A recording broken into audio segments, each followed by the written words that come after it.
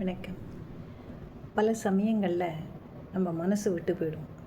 சில சமயம் பணத்துக்காக யார்கிட்டையாவது போய் கேட்போம், அந்த இடத்துல பணம் கிடைக்காது.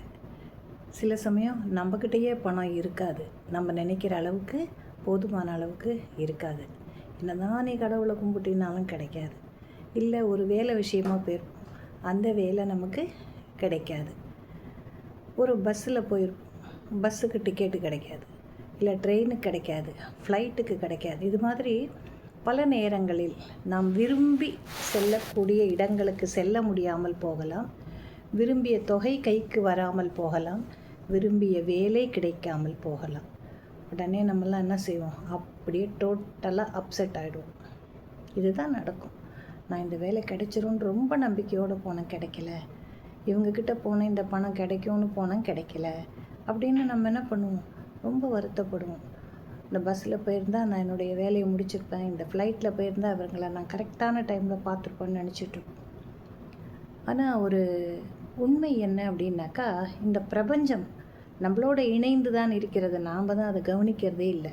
அது நமக்கு நன்மையை செய்யும். எப்படின்னு பாருங்கள், ஒரு ஃப்ளைட்டோ பஸ்ஸோ மிஸ் பண்ணிட்டோன்னா என்ன காரணம்னா, நீ அதனால் ஏற்படக்கூடிய ஆபத்துகளிலிருந்து தடுக்கப்பட்டிருக்கிறாய். உன்னை அது ஒதுக்கிவிட்டது. உனக்கு இது நேரம் இல்லைங்கிறத நம்மளை தள்ளி விட்டுறது. சில சமயம் நம்ம யோசிப்போம், லேட்டாக போகிறோம். ஆனால் லேட்டாக போனது தான் நல்ல சந்தோஷமான விஷயமா இருக்கும்.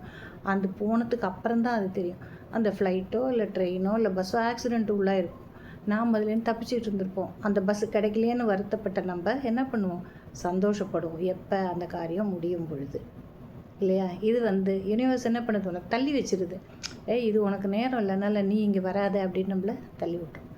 அதே போல் தான் ஒரு வேலை கிடைக்கலன்னொடனே அப்படியே அப்செட் ஆகிடாதீங்க.